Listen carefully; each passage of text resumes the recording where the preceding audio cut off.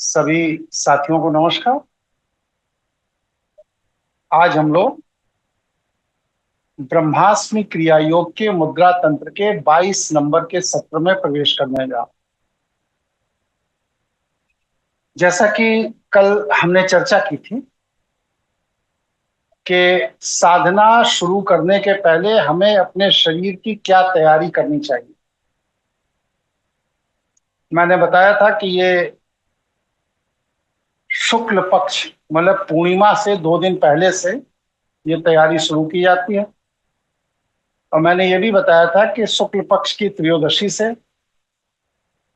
अपने आहार की व्यवस्था को सही करना है।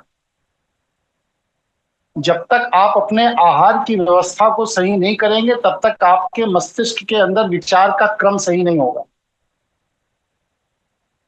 हम लोग बहुत ज्यादा और बहुत जल्दी जल्दी खाते हैं, इसलिए हमारे विचारों में स्थिरता नहीं होती। अगर हम अपने भोजन में कम से कम 6 घंटे का अंतराल रखें तो हमारे विचार स्थिर रहने लगेंगे। इसी तरह भोजन में ज्यादा कार्बोहाइड्रेट खाना नुकसानप्रद है, चावल और गेहूं विशेष रूप से।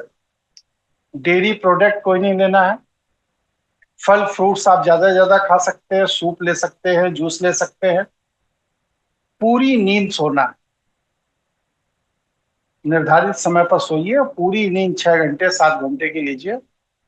और पानी पीने का विशेष ध्यान रखिए, क्योंकि आपके शरीर की आंतरिक सफाई जब होगी तो उसका माध्यम बस सिर्फ पानी ही है। 15 दिन ये क्रिया चलेगी। इसके बाद कृष्ण पक्ष की त्रयोदशी आ जाएगी। उस दिन से आपको नेति नेति की उपासना करना है। मतलब जो भी कुछ खाने की इच्छा हो, विचार कीजिए कि इसे नहीं खाना। अगर ज्यादा जिह्वा में आकुलता आ रही है तो आप फिटकरी और नमक के पानी का कुल्ला कर सकते हैं। हल्के गर्म पानी का सेवन कर सकते हैं। मीठा, शुगर बिल्कुल भी किसी भी फॉर्म में नहीं लेना, नहीं तो आपका मन चंचल होगा, भागेगा। भोजन के अभाव में जब आप मीठा नहीं लेंगे तो आपके ब्रेन के अंदर डोपामिन बनना बंद होगा। परिणामतः आप डोपामिन के लिए आक्रामक भी हो सकते हैं। घबराहट, थकान, बेचैनी, क्रोध कुछ भी हो सकता है। उसे होने दीजिए, बस सिर्फ ये 12 घंटे होता है, इसके बाद नहीं होता। अधिक से अधिक सोइए। फिर अब आपके डोपामिन के रिलीज होने के लिए एक माध्यम जो आहार है वो आपने रोक दिया। दूसरा माध्यम है स्क्रीन। मोबाइल की स्क्रीन है, टीवी की स्क्रीन है, कंप्यूटर की स्क्रीन है, या दूसरा और भी कोई स्क्रीन है, मनोरंजन का साधन है जिसमें आंख के द्वारा, कान के द्वारा आप अपने डोपामिन को बढ़ाते हैं। उससे भी दूर होना है। फिर 24 घंटे जब आप इस प्रक्रिया में रहेंगे तो आपके कीटोसिस की प्रक्रिया बॉडी में ऑटोमेटिक शुरू होगी। और कीटोसिस में मस्तिष्क शुगर की जगह, क्योंकि अब आपने शुगर नहीं ली, शुगर की जगह कीटोन्स, जो हमारी बॉडी के अंदर फैट है, उसको गलाने का एक नेचुरल एसिड हमारा ब्रेन रिलीज करने लगता है। और ये कीटोन्स जो नेचुरल एसिड है, ये जब हमारे शरीर के फैट जहां जहां स्टोर होता है वहां जाता है तो वहां के बबल को ये फोड़ने लगता है। और बबल को फोड़ता है तो उसके अंदर जो ग्लूकोज स्टोर होता है वह ग्लूकोज एनर्जी में कन्वर्ट होना शुरू हो जाता है। और यहीं से व्यक्ति जीवनी शक्ति की जगह जीवनी ऊर्जा पर स्विच कर जाता है। फिर आपकी धीरे धीरे स्वतः भूख कम होने लगेगी। बेचैनी, घबराहट, चिड़चिड़ापन, थकावट, ये सब स्वतः धीरे धीरे कम होने लगेगा, क्योंकि आपके शरीर के फैट के अंदर स्टोर एनर्जी को अब आपकी बॉडी कंज्यूम कर देगी। आपको बहुत सारी जो गलत आदतें हैं जिनके कारण आपका ब्रेन निगेटिव डायरेक्शन में चल रहा था, वो अब रीबूट होना शुरू होगा। क्योंकि तीसरे दिन अमावस्या होगी, चंद्रमा का सपोर्ट नहीं मिलेगा ब्रेन को, तो उस स्थिति में ब्रेन आसानी से रीबूट होगा। और ब्रेन जब रीबूट होगा तो आपके अंदर अव्यवस्था खत्म हो जाएगी। शांति, गंभीरता, स्थिरता और सतर्कता आपके ब्रेन के अंदर पैदा होने लगेगा। फिर इसके बाद क्या होगा? डोपामाइन अब जरूरत नहीं है शरीर, इसकी जगह नेचर आपके शरीर में एक दूसरा हार्मोन डेवलप करेगी, यूफोरिया। और ये यूफोरिया और डोपामाइन में फर्क ये है कि डोपामाइन जब रिलीज होता है तो ये आपको खुश रखता है, और यूफोरिया जब रिलीज होता है तो ये आपको दूसरों को खुश रखने के लिए प्रेरित करता है। और जब आप दूसरों को खुश रखने के लिए प्रेरित होंगे तो आपके अंदर लोक कल्याण का भाव पैदा होगा। वैदिक सूत्र सर्वे भवन्तु सुखिनः का विचार आएगा। आप वसुंधैव कुटुंबकम के सिद्धांत पर चलने लगेंगे और अज्ञात भय से मुक्त हो जाएंगे। आपकी निजी खुशियां अब सार्वजनिक खुशियां हो जाएंगी। आपका मस्तिष्क स्वतः स्वयं जीवनी ऊर्जा से संचालित होने लगेगा, वह जीवनी शक्ति का आश्रय छोड़ देगा। यहां तक कल मैंने विषय रखा था। किसी के मन में कोई विचार, कोई द्वंद्व, कोई विषय उपजा हो, आप अपना प्रश्न रख सकते। नहीं है कोई विचार किसी के मन में? गुरुजी प्रणाम, धीरू बोल रहे हैं। बोलिए। गुरुजी, व्याकुलता को कर्म करने के लिए आपने नमक पानी और फिटकरी का कुल्ला बताया है, तो वो जो है दोनों साथ में ही करना है या अलग अलग करना है? एक बोतल लीजिए, आधा लीटर वाली, उसमें आधा चम्मच नमक डाल दीजिए और चौथाई चम्मच फिटकरी पीस के डाल दीजिए। बोतल को शेक कर लीजिए, पानी तैयार हो गया।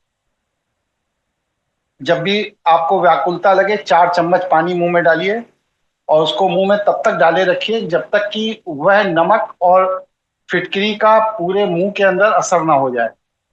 इसके बाद उसको थूक दीजिए। एक गिलास पानी लेकर के सामान्य पानी से कुल्ला कर दीजिए। ठीक है, स्पष्ट हो गया? जी गुरुजी। और गुरुजी, गर्म पानी की आवश्यकता कब पड़ती है, कब हमें गर्म पानी पीना है? अगर आपको लग रहा है कि बहुत वीकनेस बढ़ रही है, एनर्जी लेवल एकदम गिरता चला जा रहा है, मैं बैठ ही नहीं पा रहा हूं, उठ ही नहीं पा रहा हूं, इस तरह की अगर स्थिति बन रही है तो आप हल्का गर्म पानी पीना शुरू कर दीजिए। सिंपल प्लेन पानी। और अगर कोई ब्लड प्रेशर की दिक्कत है, लो बीपी हो रहा, कुछ हो रहा, तो उसमें हल्का नमक डाल दीजिए। नमक माने सेंधा नमक, रॉक सॉल्ट, सामान्य समुद्री नमक नहीं। जी। इतना ही आपके शरीर के सारे विकारों को खत्म करना शुरू कर देगा। कोई दवाई की जरूरत आपको नहीं। और गुरुजी, नींबू का पानी कब पीना चाहिए? जब ब्लड प्रेशर हाई हो गया है, और जब लो हो गया है तो नमक का पानी। इसमें ब्लड प्रेशर हाई नहीं होता, इसमें ब्लड प्रेशर हमेशा लो ही होगा। जी जी बिल्कुल। और गुरुजी, एक प्रश्न और था खाने को लेकर के, कि ड्राई फ्रूट क्या होता है, क्या इसको हम ले सकते हैं? किस चीज को आप ड्राई फ्रूट गिनते हैं? गुरुजी, सामान्यतः हम काजू बादाम किशमिश यही सबको हम ड्राई फ्रूट मानते हैं, लेकिन ये सब अग्नि पे पड़ा पे से बनता है, प्रोसेस किया हुआ है, इसलिए समझ में नहीं आता कि ड्राई फ्रूट है कि नहीं, क्या है ये। आप लोग जो बीज को ड्राई फ्रूट समझते हैं, वो बीज है, ड्राई फ्रूट नहीं। ठीक है? ड्राई फ्रूट की सबसे बड़ी बात यह है कि वो हार्ड नहीं होगा। जैसे किशमिश है, हार्ड नहीं होगी। अंजीर है, वो हार्ड नहीं। बादाम है वो हार्ड है, वो बीज है। तो कोई भी ऐसी चीज जो हार्ड है, कठोर है, जिसके अंदर पत्ते निकलते हैं, मतलब अंकुरित होता है, वो सब बीज है। जो अंकुरित नहीं होता है वह फ्रूट। ठीक है। जी ठीक है गुरुजी। और कोई और बात? तो ड्राई फ्रूट में को हम ले सकते हैं ना अपनी डाइट में? किस चीज को? ड्राई फ्रूट को। किस लिए लेना है, मैं उसका कारण नहीं समझ पाया हूँ, क्यों इतना अच्छा, जैसे भोजन गुरुजी के आपने प्रति बोला ना कि इतनी छह आकुलता घंटे क्यों है? घंटे का। हाँ जी। जैसे 6 घंटे का अंतराल रखना है एक बार के खाने में और दूसरे खाने के बीच में, तो तो उसके लिए फल पूछा। नहीं मिल रहे हैं बाजार में? जी बिल्कुल मिलते हैं। केला नहीं मिल रहा है, सेब नहीं मिल रहा है, संतरा नहीं मिल रहा है, आजकल तो बेल का शरबत आ रहा है, अमृत है ये। जी। लीची खा लीजिए। ड्राई फ्रूट ही क्यों खाना? गुरुजी मस्तिष्क विकल्प की तरफ ज्यादा दौड़ता है ना। इसलिए कि आप ओवर डाइट खाते हैं ना। जी जी। साधक को कभी ओवर डाइट नहीं खाना चाहिए। आप ओवर डाइट खाएंगे, मस्तिष्क भागेगा। ठीक है। ठीक है गुरुजी। धन्यवाद। और कोई प्रश्न और किसी गुरुजी साथी का? एक प्रश्न और था कि जो खाने के विचार को त्यागना था, वो क्या नासिका साधना से करना है? त्यागना किसी चीज को नहीं है अपनी जिंदगी में। अपनी जीवन शैली सुधारना है, चीजें खुद ब खुद छूट जाएंगी। त्यागने के भाव से अगर आप किसी चीज को त्यागेंगे तो वो हठ है। शैव हठ योग नहीं करता, वह प्राकृतिक अवस्था में जीता है।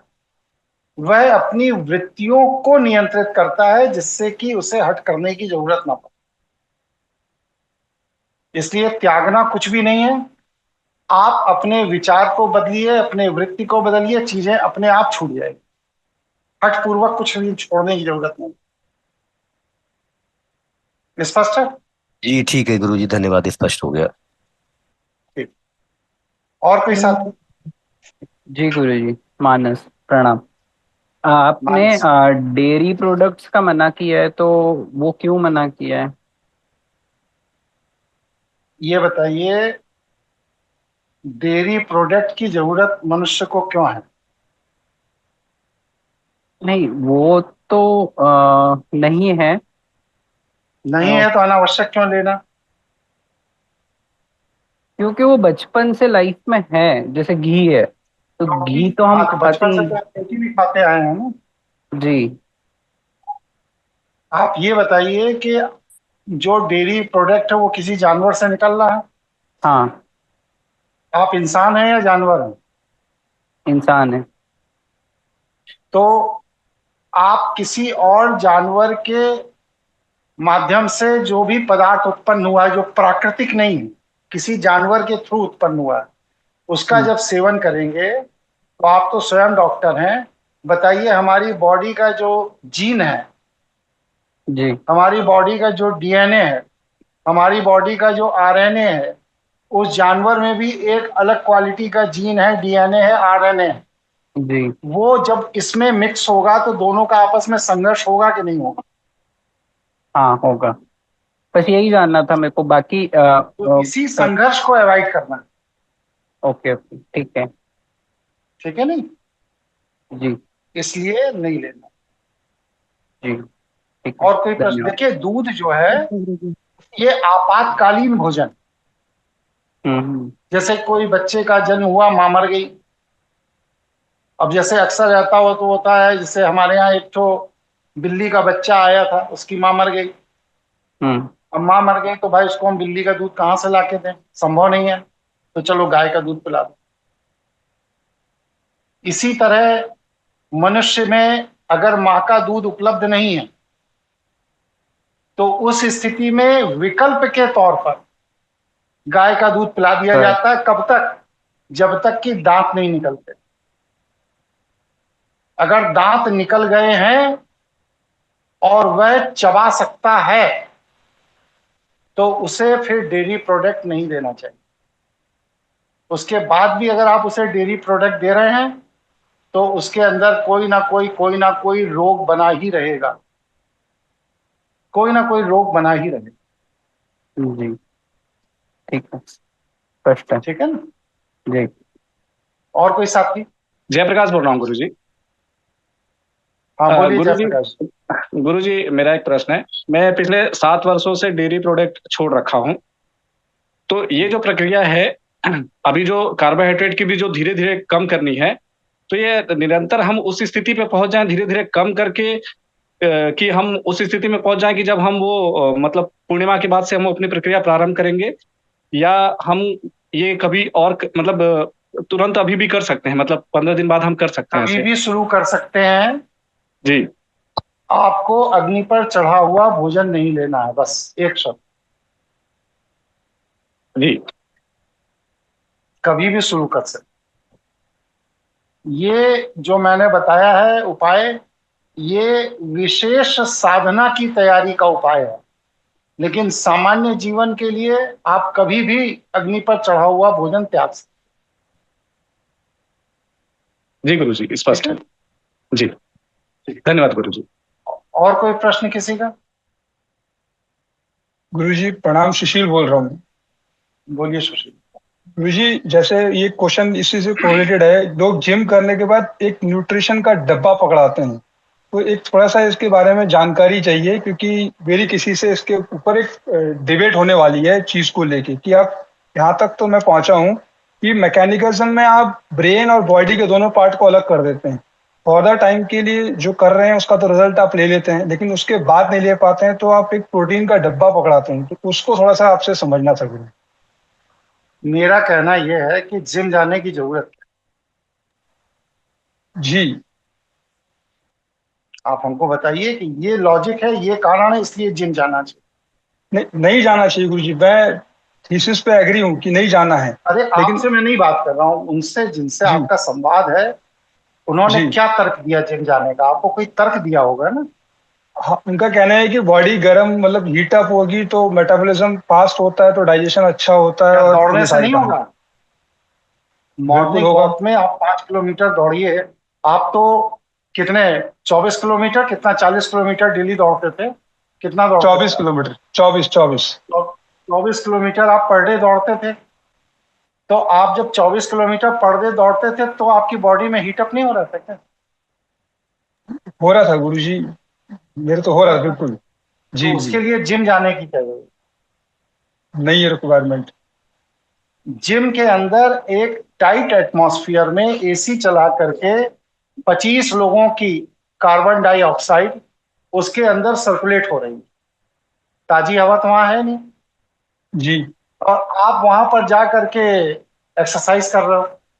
जैसे आपके पसीना और पसीने की बदबू आ रही है, उसी तरह वहां जो 40 और लोग अपना उठापटक मचाए हैं उनकी भी आ रही है। तो उस जी बदबूपूर्ण एटमॉस्फेयर में जिम में जब आप रहते हैं तो आपको वहां की जो हवा है जिसमें जीवनी ऊर्जा नहीं है, बस सिर्फ बदबू ही बदबू भरी है,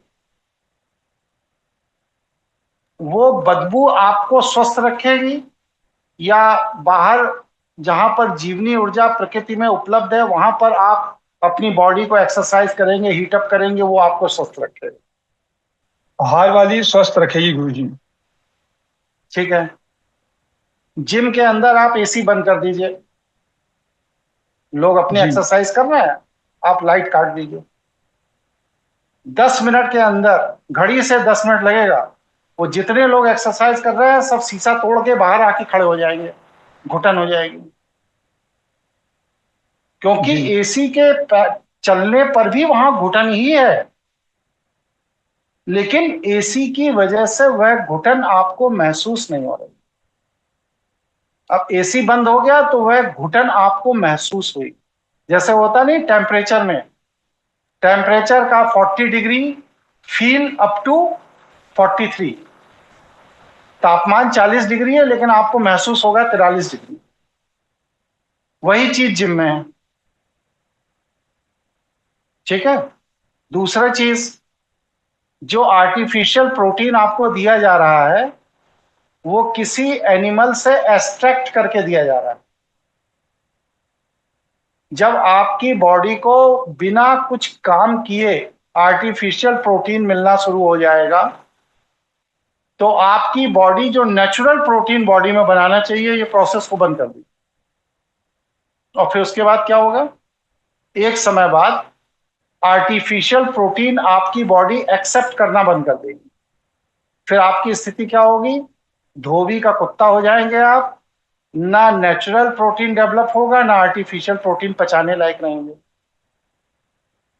और यही जितने भी लड़के जिम में जाते हैं और अज्ञानता में प्रोटीन खाते हैं, सबका भविष्य यही है। बताइए भाई, ऐसा ही है? मैं गलत तो नहीं बता रहा हूँ? ऐसा ही है गुरुजी। ऐसा ही गुरुजी।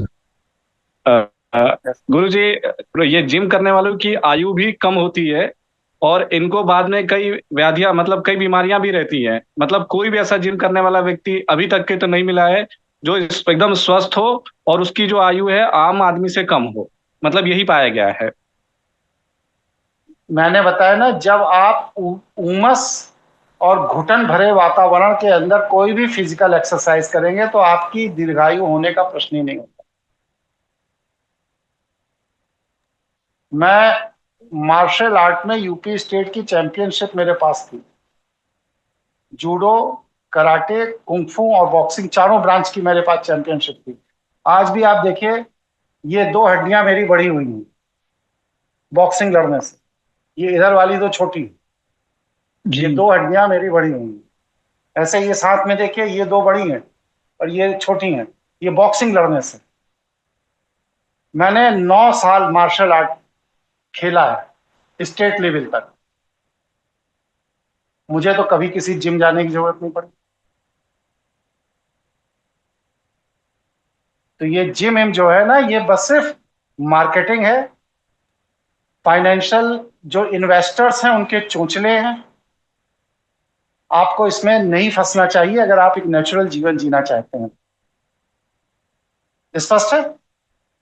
गुरुजी स्पष्ट है। गुरुजी ये तो बात समझ में आती है कि ये जिम में प्रैक्टिस करने से ब्रेन ऑक्सीजन कम होता है, आदमी जिम करके यहाँ सो जाता है। लेकिन मेरे को बस एक छोटा सा कंफर्मेशन ये चाहिए कि जो वो आर्टिफिशियल इंटेक कर रहा है प्रोटीन के नाम पे, वो कौन से केमिकल का रेशो बिगाड़ देता है? ये तो कंफर्म है कि रेशो बिगाड़ता है किसी चीज का, पर अभी बताने जा रहा हूँ, वही चीज बताने जा रहा हूँ। नेक्स्ट चैप्टर मेरा वही है। जी ठीक है गुरुजी। जी गुरुजी, मेरा एक प्रश्न था। बताइए भैया। गुरुजी, मैं ये पूछ रहा था कि जो आपने डाइटरी फूड बंद किया, तो उसमें गाय का घी भी इन्वॉल्व होगा, वो भी छोड़ना पड़ेगा? गाय जो वेदों में वर्णित है, वो गाय का घी मिल कहाँ रहा है? हमको भी पता बताइए, हमें मंगाना है वो। गुरुजी, मैं तो आइस्कॉन से या कहीं डेयरी से होता है तो वो ये सब फ्रीजियन और जर्सी गाय पाले हुए हैं। एस्कॉन टेम्पल आप घूमने गए हैं? मैं आइस्कॉन जाता हूँ गुरुजी, कभी कभार चला जाते हैं। उनकी गौशाला मैंने नहीं देखी। नहीं, मैंने नहीं देखी। अब की बार देख आइएगा। एक भी देसी गाय नहीं है, सब वहाँ फ्रीजियन और जर्सी गाय। अच्छा गुरुजी, जहाँ पे देसी गाय है उसका ले सकते हैं हम, जो सामने हम प्रोसेस कर रहे हैं? कहाँ पर मिल रहा है वही तो मैं भी जानना चाहता हूँ। पता बताइए कि इस पते पर मिल रहा है। नहीं गुरुजी, गौशाला है, वहाँ गौशाला में देसी गाय हैं। यहाँ पे हमारे यहाँ गौशाला है, एक गौशाला रोड पे। तो वहाँ देसी गाय हैं बकायदा। वो मतलब अगर आपके पास टाइम है तो वो आपके सामने ही बैठ के प्रोसेस कर देते हैं। अगर ऐसी सुविधा है तो आप बिल्कुल ले सकते हैं। ठीक है गुरु। लेकिन घी बिलोरा हुआ होना चाहिए, हीट किया हुआ नहीं होना चाहिए। समझ गया गुरुजी मैं आपकी बात, जो आप कह रहे हैं। हाँ, अगर आपने हीट किया हुआ घी लिया है तो वो आपकी आर्टरीज में जाकर जमेगा। बिलोरा हुआ घी है तो वो नहीं जमेगा। क्योंकि गुरुजी मैंने एक ऑर्थोपेडिक, जैसे मैं एक बार गिर गया था, तो उसके बाद मेरे एक मित्र हैं, वो काफी बड़े सर्जन हैं यहाँ पे रिनोड। तो वो मुझे कहते थे कि ये जो फैट होता है वो आपके हर जॉइंट को रोक के रखता है आपस में। मतलब जॉइंट को जो चिपका के रखता है आपस में, वो फैट होता है। तो वो मुझे कहते थे अगर फैट ही बॉडी से खत्म हो जाएगा तो जॉइंट से फ्री हो जाएंगे सारे। मतलब फिर आदमी कैसे चलेगा? मतलब मेरे को इस बारे में क्लैरिटी नहीं है, बट मैंने जैसे सुना कि अगर हम भोजन में फैट ही नहीं लेंगे क्योंकि फैट तो होगा नहीं गुरुजी, जो मैं भी लेता डाइटरी हूँ, नहीं ले। अच्छा जी। मैं भी लेता हूँ। देसी गाय का घी हमारे यहाँ जिला जालौन से आता है, मेरी ननियाल से, जी और गुरुजी। मैं लेता हूँ, और बढ़िया 4 से 8 चम्मच लेता हूँ। ये एकदम उनका कहना सही है, इसमें कोई संदेह नहीं है, गलत बात नहीं कर रहा हूँ। लेकिन वह देसी नस्ल की गाय का घी होना चाहिए, बिलोरा हुआ। मैं आपकी बात बिल्कुल आज समझ जो गया घी गुरुजी। मार्केट में मिल रहा है ये बिलोरा नहीं है, पहली तो फ्रीजियन और जर्सी का है, दूसरा इसको क्रीम से हीट करके बनाया जाता है, मैं ये आपकी बात जहर है। बिल्कुल समझ गया। ठीक है ना? नहीं गुरुजी, मेरा एक ही कंसर्न था, मेरा कंसर्न था अगर हम घी नहीं लेते, डाइटरी फूड नहीं लेते या नहीं मिलता हमें घी साफ सुथरा, तो जो हम डाइट लेंगे जो बिना हीट सरसों की का होगी तेल तो उसमें लीजिए ना, फैट तो कोई। सरसों का तेल लीजिए, तिल का तेल लीजिए, मूंगफली का तेल लीजिए, अलसी का तेल लीजिए।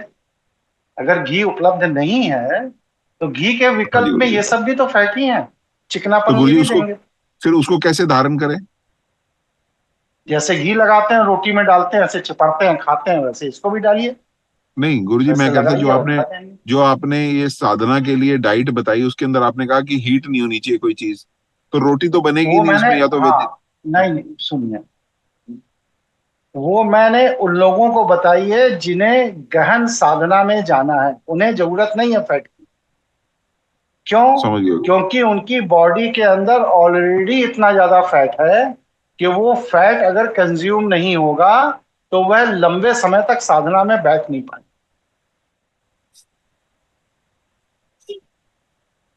आपकी जी हाइट गुरुजी। कितनी है? मेरी 5'8" है गुरुजी, मेरे तो वैसे ही वेट ज्यादा है, फैट मेरे में बहुत ज्यादा है। तो फैट जब ज्यादा है तो आप उसमें फैट की चीज खानी ही क्यों है आपको? नहीं मैं आपकी बात समझ और गया गुरुजी, मेरा मेरा वजन सिर्फ कितना है आपका? कंसर्न, मेरा वजन गुरुजी 86। हाँ, तो ये आपका 72 से 75 के बीच में होना चाहिए। जी गुरुजी। 10 किलो वजन आप जब कम कर लीजिए तब चिंता करिए कि अब हमें फैट का इंतजाम करना है, तब तक मैं नहीं, समझ मत गया आपकी करिए। बात गुरुजी, मैं समझ गया, ठीक मैं है। समझ गया। जी, धन्यवाद गुरुजी। चलिए, और कोई प्रश्न किसी साथी का? प्रणाम गुरुजी। जोर से बोलिए। प्रणाम गुरुजी। बोलिए। गुरुजी, हम जिस तरह सुबह शाम 2 टाइम चाय पीते हैं ना, तो हमारा पीने का मन नहीं करता, वैसे नहीं पीते तब सिर में दर्द बहुत ज्यादा हो जाता है गुरुजी। आप जो चाय पी रहे हैं उसकी जगह मुलेठी का काढ़ा पीना शुरू कर दीजिए। कौन सी गुरुजी? अर्जुन की छाल और मुलेठी हाँ। का मिक्सचर बना लीजिए और आधा चम्मच डालकर उसका काढ़ा बना के पीना शुरू कर दिए, सिर दर्द नहीं होगा। सुबह सुबह खाली पेट गुरुजी, चाय की टाइम? जैसे चाय पीते हैं वैसे ही पीजिए, खाली पेट भरा पेट क्या है? मतलब ठीक है। गुरुजी वो चाय की तरह उबालना पड़ता है जी, ठंडे पानी गर्म पानी करना पड़ता है? काढ़ा, गड्ढा। काढ़ा क्या चीज होती है? काढ़ा नाम नहीं सुना है क्या? काढ़ा क्या होता सुना गुरुजी, जैसे सर्दियों में पतासे का उसका छुआरे का ये गड्ढा उबाल के, इस है? तरह उसी ये तो है। तरह जैसे चाय उबाल के बनाई जाती है ना, उसमें चाय की पत्ती की जगह इसको डाल दीजिए, ठीक अर्जुन है और गुरुजी। मुलेठी। धन्यवाद गुरुजी। चलिए, और कोई प्रश्न किसी साथी का?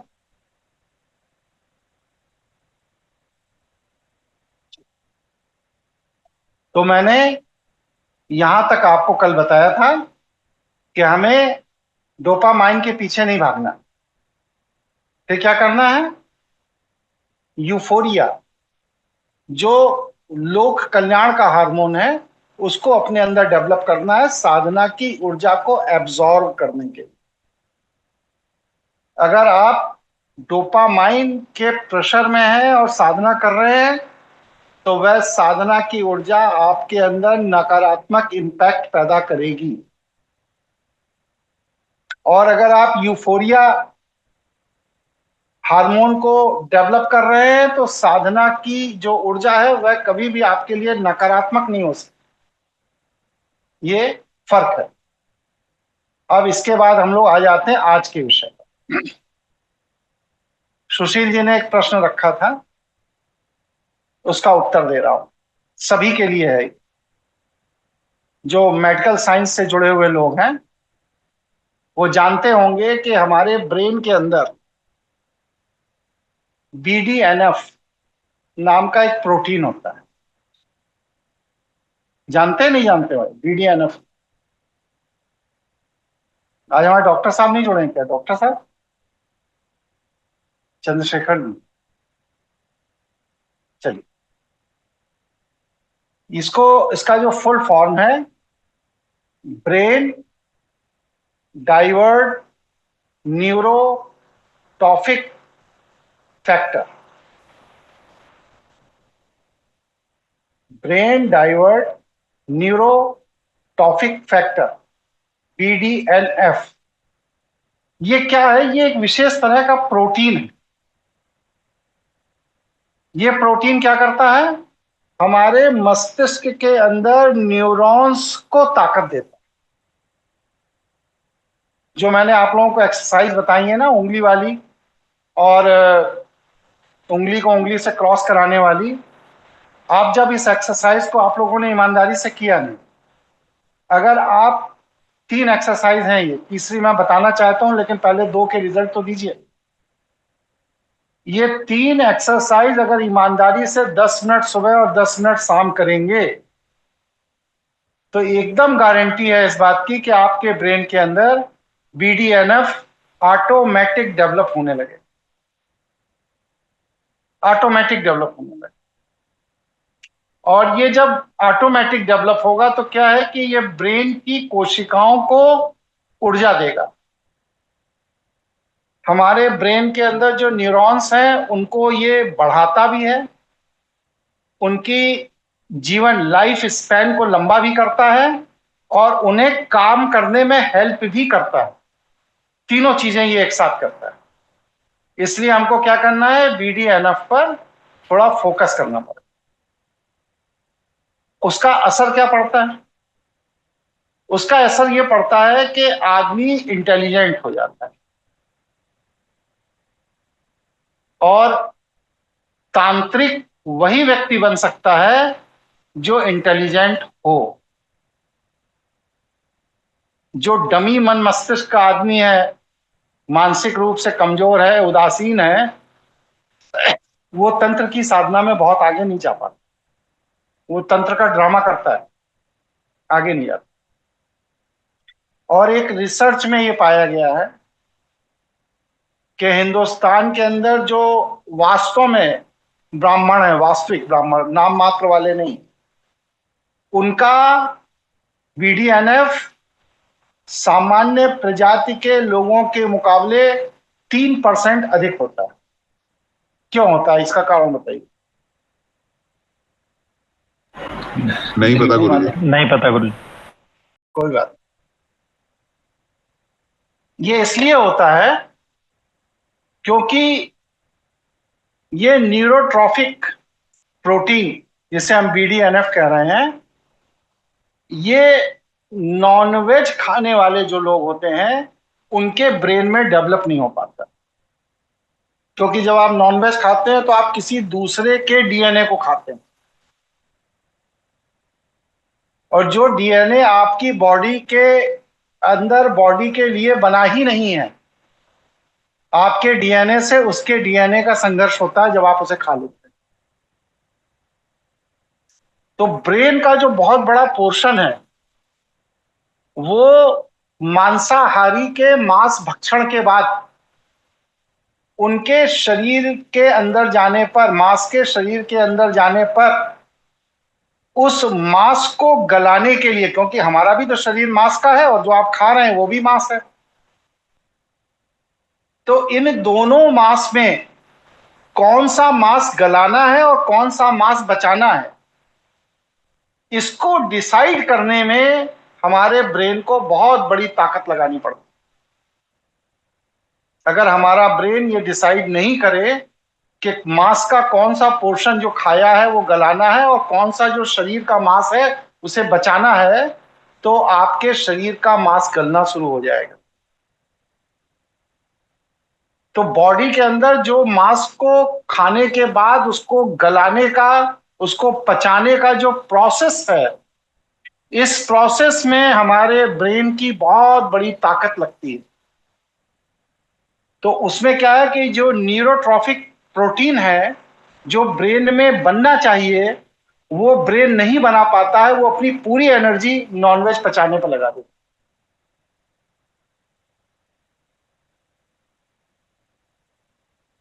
है। स्पष्ट है?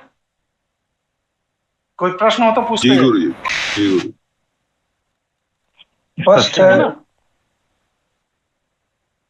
तो इसलिए डेयरी मिल्क, डेयरी प्रोडक्ट या एनिमल के मांस आस से जो भी भोजन बनाए जाते हैं, ये जब भी आप खाएंगे तो ये आपको मानसिक रूप से कमजोर करेंगे, क्योंकि आपके मस्तिष्क के अंदर न्यूरोट्रॉफिक हार्मोन डेवलप नहीं हो रहा है।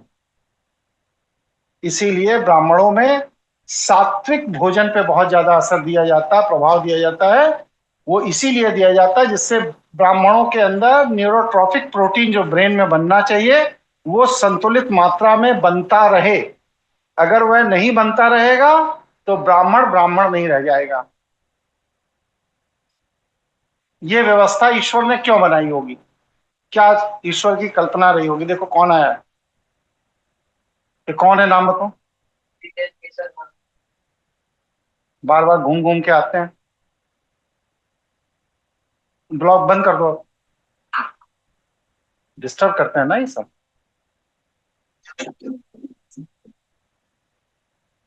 बताइए भाई, ये व्यवस्था ईश्वर ने क्यों बनाई होगी?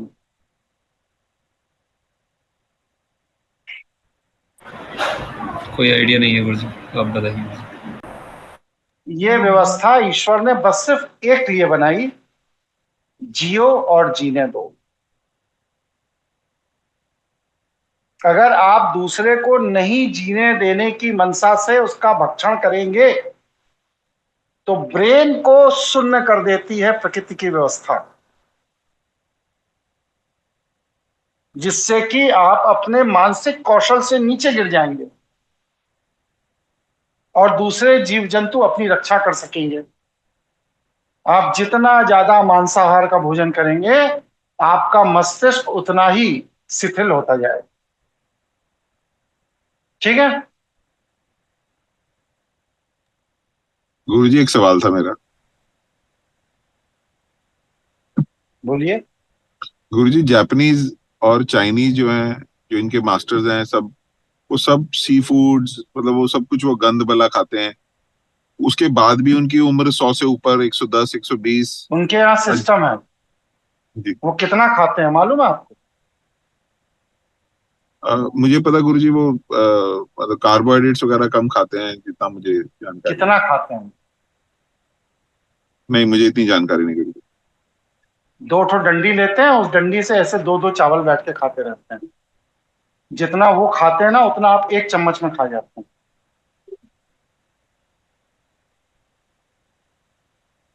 जी सही बात है कि नहीं? जी। उनके खाने पर आप देखिए तो उनका परसेंट क्या है। अब ये जो चीज मैं बता रहा हूं ये भारत के परिवेश के हिसाब से बता रहा हूं, जहां पर ठीक। टेम्परेचर ही माइनस में 8 महीने रहना है, वहां पर फल फूल सब्जी पेड़ पौधा अनाज कुछ है ही नहीं, तो वहां आदमी अपने सर्वाइवल के लिए तो यही खाएगा और क्या खाएगा। मैं समझ गया गुरु जी, उनके क्लाइमेटिक के वजह से। ठीक है। ठीक है ना? ठीक है। लेकिन आप जहां पर हैं, जहां पर आपको साधना करनी है, हम वहां के परिवेश और चीजों के हिसाब से बता रहे हैं कि हम लोगों को मांसाहार का सेवन क्यों नहीं करना चाहिए। ठीक है गुरु जी। इसीलिए भारत देव भूमि है और विश्व में किसी दूसरी जगह को देव भूमि घोषित नहीं किया गया, भारत को इसीलिए किया गया क्योंकि यहाँ पर सबसे ज्यादा वैरायटी ऑफ फूड्स है। अकेले भारत के अंदर हर स्टेट का खाना अलग अलग है। ठीक है ना? जी गुरु जी।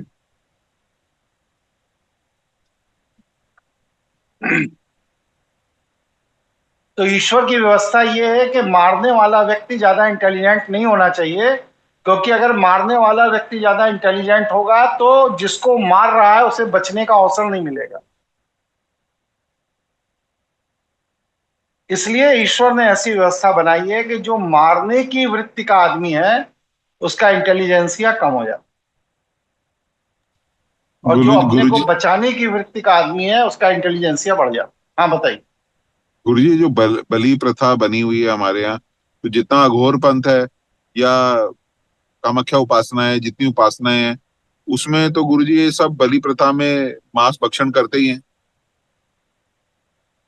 बिल्कुल करते हैं। तो उसमें साधक के नाम बताइए ना, 8-10 ऐसे बड़े साधक जिन्होंने पूरी दुनिया हिला दी हो शंकराचार्य की तरह, नाम बताइए। नहीं गुरुजी, मुझे ऐसे कोई नाम नहीं पता, ना ऐसी जानकारी। नहीं मालूम, हो ही नहीं सकता, ना है ना हो सकता है।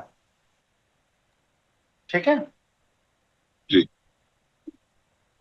तो ये जो प्रोटीन है ये एक कारण से और ब्रेन में कम होता है। वो जो दूसरा कारण है वो है ओवर ईटिंग। जब आप ज्यादा खाना खाते हैं तो वो खाना आपकी बॉडी के डाइजेशन सिस्टम को जब ओवरलोड करता है तो क्या होता है कि वो खाना आपकी बॉडी में स्टोर होता है। जैसे सब्जी आपने खा ली और एक कटोरी सब्जी इस गर्मी में आपने ऐसे ही किचन में रख दी, तो सवेरे वो महक जाएगी, बदबू आने लगेगी उसमें। उसी तरह हमारी बॉडी में जो डाइजेशन सिस्टम है, इस डाइजेशन सिस्टम से अधिक जब हम भोजन करते हैं तो वह हमारी बॉडी में स्टोर होता है, और स्टोर होके जब वो महकता है तो क्या होता है, गैस बनती है। जितने भी एसिडिटी और गैस के पेशेंट हैं ये सब ओवर डाइट खाने वाले हैं। आप अपनी डाइट कंट्रोल कर लीजिए, एसिडिटी और गैस बनना अपने आप बंद हो जाए। और भोजन कितना होना चाहिए, कल मैंने क्या बताया, दोनों ऐसे मुट्ठी बांधिए, ऐसे रखिए, मुट्ठी है, बस हमारा पेट इतना ही बड़ा है। अब सोचिए आप लोग जो भोजन करते हैं, इतनी सी स्पेस है हमारे पेट के अंदर, और उसके अंदर आप दाल भी भर देते हैं, चावल भी भर देते हैं, रोटी भी भर देंगे, सलाद भी खा लेंगे, पापड़ भी खा लेंगे,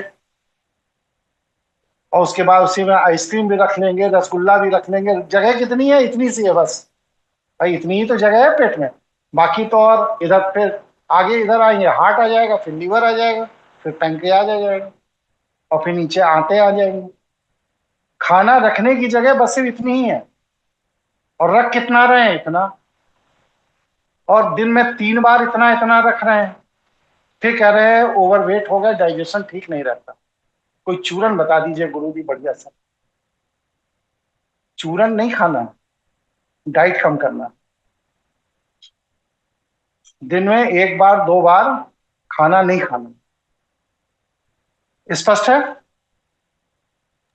जी गुरुजी। स्पष्ट है जी गुरु जी। चलिए, इसी को श्रीमद् भगवत गीता के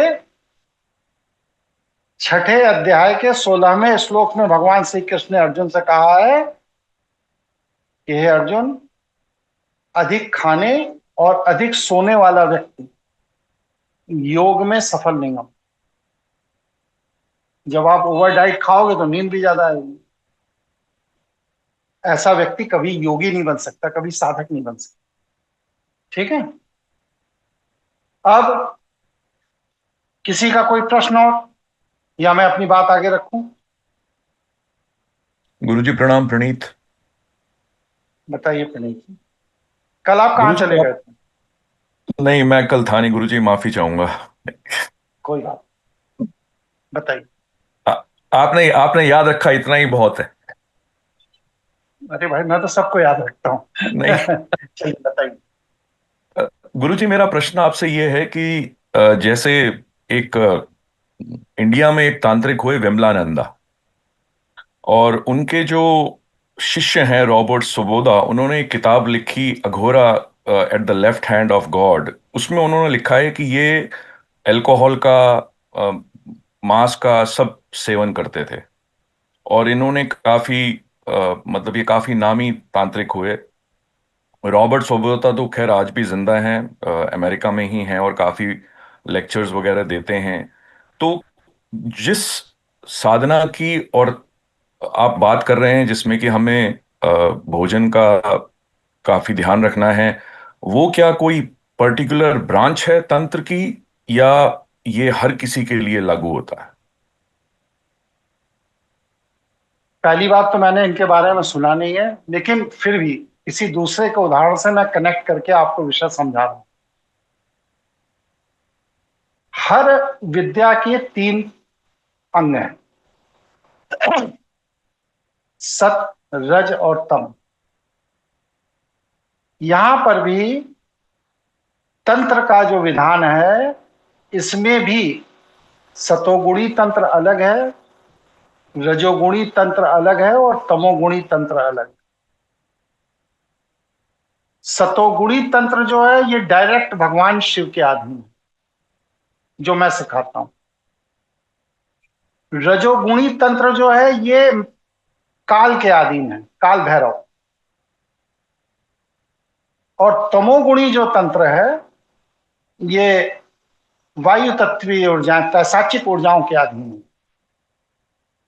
तो वो निश्चित रूप से तांत्रिक रहे होंगे, लेकिन वो तमोगुणी तंत्र साधना करते थे, पैशाचिक ऊर्जाओं से अपना कार्य करते रहे होंगे, इसलिए उन्हें इन सब चीजों के सेवन करने से कोई फर्क नहीं पड़ा। मैं जो तंत्र विधान सिखाता हूं या सिखाना चाहता हूं, वो मैं शुद्ध सतोगुणी सिखाता हूं, जहां पर आप भगवान शिव के सीधे संपर्क में आते हैं और भगवान शिव की कृपा आप पर सीधे होती है। यहां पर किसी ऑल्टरनेट की जरूरत नहीं। ठीक है स्पष्ट जी, है इसमें गुरु जी। तारा माँ की साधना का जिक्र किया है। आप कर सकते हैं, कोई मना थोड़ी है। मैंने बताया ना, तंत्र के कई विधान हैं। पहले तो 16 पद्धतियां ही थी तंत्र में, अब तो 150-200 पद्धतियां अपनी अपनी दुकान चलाने के चक्कर में लोगों ने बना ली हैं। लेकिन मैं जो तंत्र सिखाता हूं वो तंत्र ब्रह्मास्मि क्रिया योग, जो भगवान शिव के युगल स्वरूप के अधीन है। इसमें पहले शिव ऊर्जा को समझ लीजिए, फिर उनके युगल स्वरूप को समझिए और फिर तंत्र में प्रवेश करिए। अभी तो मैं शिव ऊर्जा को ही समझा रहा हूं, अभी उनके युगल स्वरूप पर तो बात ही नहीं कर रहा हूं, क्योंकि ये मैथुनिक सृष्टि है। पृथ्वी लोक जो है ये मैथुनिक है। यहां पर तंत्र के चरम पर जाना है तो आपको भगवान शिव के युगल स्वरूप के तंत्र साधना पर आना पड़ेगा। ये जितनी प्रक्रिया बता रहा हूं ये सब बस से भगवान शिव की कृपा प्राप्त करने की प्रक्रिया। अमत गुरु जी। स्पष्ट है गुरु। बात पूरी करा करें, बात करके फिर आधे रास्ते में पता नहीं कहां चले जाते हैं। ठीक है, तो मैं आगे बढ़ूं? जी जी जी गुरु जी। जी गुरु जी। तो मैंने क्या कहा कि यूफोरिया हार्मोन और न्यूरोट्रॉफिक प्रोटीन। यूफोरिया हार्मोन हमारा ब्रेन रिलीज करता है और न्यूरोट्रॉफिक प्रोटीन हमारा ब्रेन न्यूरॉन्स को ताकत देने के लिए प्रयोग करता है। इन दो का जब तक संतुलन आपके ब्रेन के अंदर नहीं होगा तब तक आप कभी भी शैव साधक नहीं बन सकते, बन ही नहीं सकते। अगर इनके संतुलन के बिना आप शैव साधक बनने की कल्पना कर रहे हैं तो आप अपने आप को धोखा दें। मतलब क्या हुआ कि यूफोरिया हार्मोन का मतलब लोक कल्याण का भाव, प्राथमिकता है। और न्यूरोट्रॉफिक प्रोटीन का मतलब यह हुआ कि आपके मस्तिष्क के अंदर देश काल परिस्थिति के अनुसार तत्काल निर्णय लेने की क्षमता। ये दो चीजें जब तक आपके अंदर नहीं है तब तक आप कभी भी शैव तांत्रिक नहीं बन सकते। स्पष्ट है? आगे बढ़े। स्पष्ट है गुरु जी। जी गुरुजी। अब प्रश्न ये है कि ये दो चीजें डेवलप करने के बाद ही क्यों आदमी शैव तांत्रिक बन सकता है, इसके पहले क्यों नहीं बन सकता?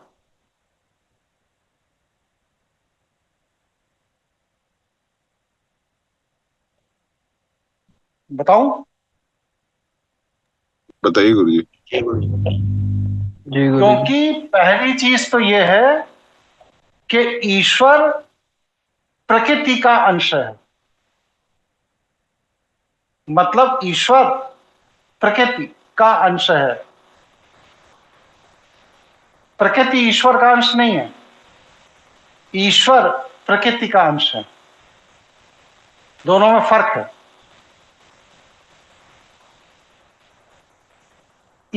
प्रकृति अगर ईश्वर का अंश होगी तो क्या होगा कि ईश्वर जब चाहे तब प्रकृति को अपने से अलग कर सकता है, क्योंकि प्रकृति ईश्वर का अंश है। और जब ईश्वर प्रकृति का अंश होगा तो ईश्वर क्योंकि अधिक ताकतवर है, इसलिए प्रकृति कभी भी ईश्वर को अपने से अलग नहीं कर सकती।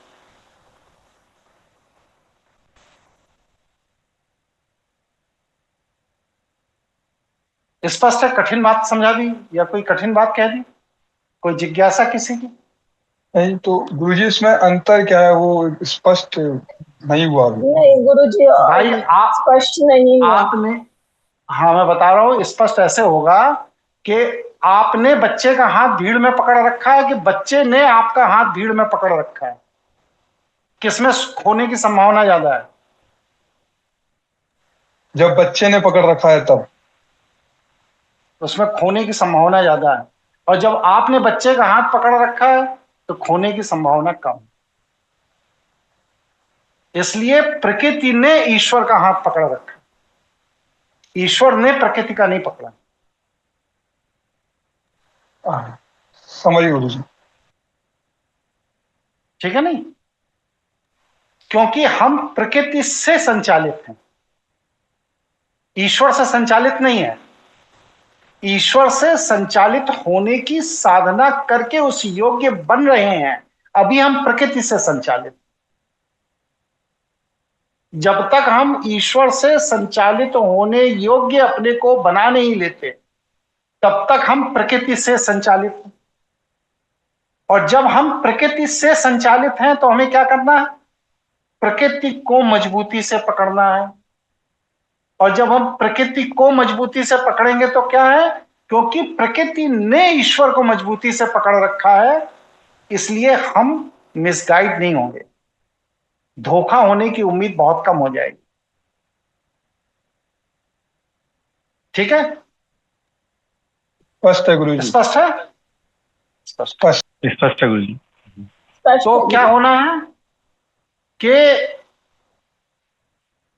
यूफोरिया हार्मोन और न्यूरोट्रॉफिक प्रोटीन, ये दोनों चीजें इसलिए जरूरी हैं हमारे अंदर जब हम प्रकृति से ईश्वर को पकड़ते हैं, क्योंकि ईश्वर का यह गुण है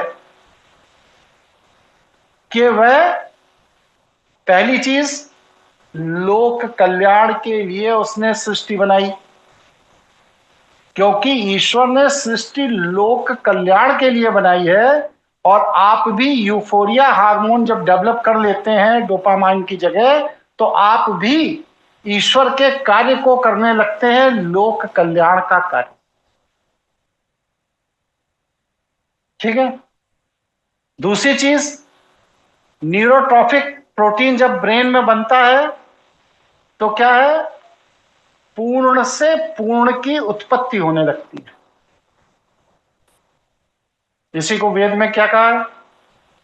पूर्णमदः पूर्णमिदं पूर्णादि पूर्णमुदच्यते पूर्णस्य पूर्णमादाय पूर्णमेवावशिष्यते।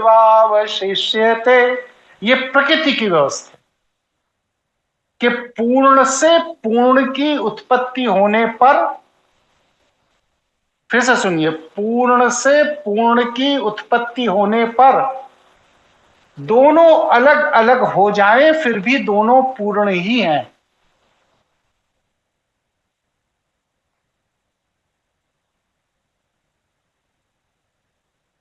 ये कार्य बस सिर्फ प्रकृति कर सकती है और कोई नहीं कर सकता। अगर आपने कार में से कोई एक पोर्शन काट के अलग कर दिया तो वह कार अपूर्ण हो गई, वह स्वतः पूर्ण नहीं हो सकती। लेकिन एक मां ने एक बच्चे को जन्म दिया, बच्चे की नाल काट दी गई, बच्चे को मां से अलग कर दिया गया, इसके बाद मां कहीं से भी अपूर्ण नहीं है, वो दूसरे बच्चे को जन्म फिर दे सकती है। और वह बच्चा जिसने मां से जन्म लिया वह भी अपने आप में पूर्ण ही है।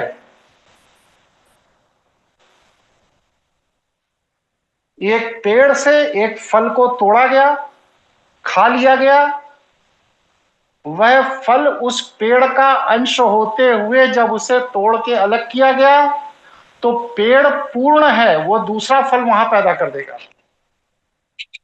और आपने उस फल को खा लिया तो जिस फल को खाया वह अपने आप में पूर्ण है। इस तरह जब एक पूर्ण दूसरे पूर्ण की उत्पत्ति करे तो यह ईश्वरीय व्यवस्था है। और जब कोई एक पूर्ण का कोई अंश अलग कर लिया जाए और उसकी पूर्णता खंडित हो जाए तो यह ईश्वरीय व्यवस्था नहीं है, यह मानव निर्मित व्यवस्था है।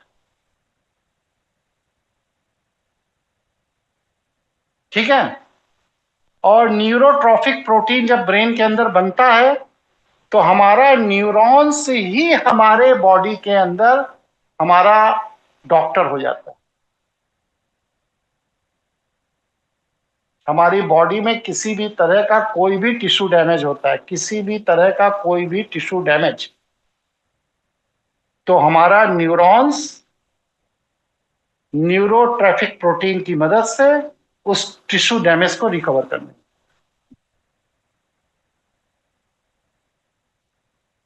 उसके लिए उसे अतिरिक्त कहीं से किसी रिसोर्स की जरूरत नहीं।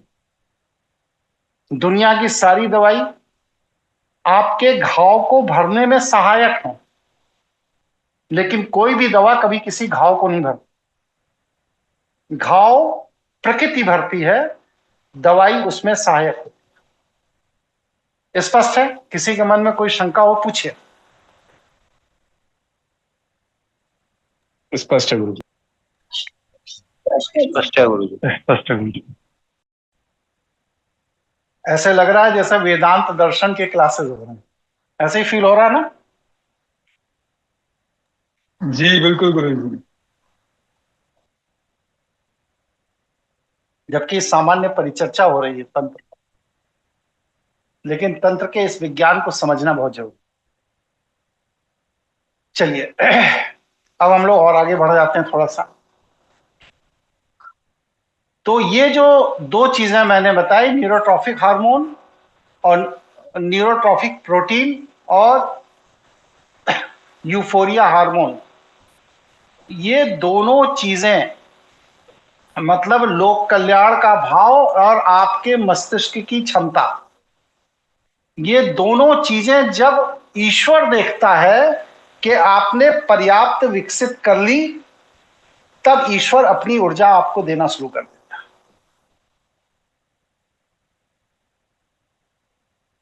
और जब तक ईश्वर के पैरामीटर पर आपने इन दोनों क्षमताओं को पैदा नहीं किया है, तब तक किसी भी पीपल के पेड़ के नीचे दिया जला देने से, कहीं भी गूगल धूप बत्ती जला देने से, किसी भी नदी में कोयला बहा देने से या किसी पान के पत्ते पर सिंदूर लगा देने से आप तांत्रिक नहीं बन सकते। ये सब टोटके हैं, तंत्र नहीं। स्पष्ट है? स्पष्ट है गुरुजी। स्पष्ट है जी जी गुरुजी। कोई प्रश्न हो किसी का पूछिए।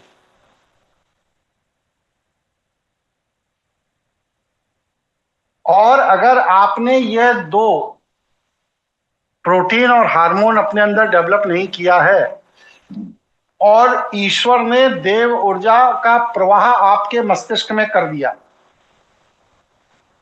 तो क्या होगा? आपका न्यूरो सिस्टम फेल हो जाएगा, बर्न हो जाएगा, और आप या तो विक्षिप्त हो जाएंगे या मर जाएंगे। इसीलिए बिना तैयारी के जो लोग ईश्वरीय ऊर्जा को हठपूर्वक, हठ योग से, जैसे सदगुरु जी कहते हैं हठ योग से ऊर्जा ले लो, ना, कभी नहीं लेना चाहिए। अगर आप उसको लेने की चेष्टा करेंगे तो आपका मस्तिष्क के अंदर की नसें फटने लगेंगी। स्वयं सदगुरु जी को ब्रेन हेमरेज हो गया, नस फट गई। मालूम है नहीं मालूम ये बात? अभी साल भर पहले की बात है। हाँ गुरुजी, मालूम है मार्च की बात थी। जी गुरुजी। ठीक है, तो ये हठ का विषय नहीं, ये ईश्वर की कृपा का विषय है। आप सुपात्र बनिए, ईश्वर कृपा करेगा ही, क्योंकि यह प्रकृति की व्यवस्था ही इस तरह से निर्मित है। आप सोचे कि मैं सुपात्र ना बनूं और ईश्वर कृपा कर दे। अगर आपने बलपूर्वक कोई चीज ईश्वर से छीनने की चेष्टा की और उस ऊर्जा को बर्दाश्त करने का सामर्थ्य आपके पिंड में नहीं है, तो आपका सर्वनाश सुनिश्चित।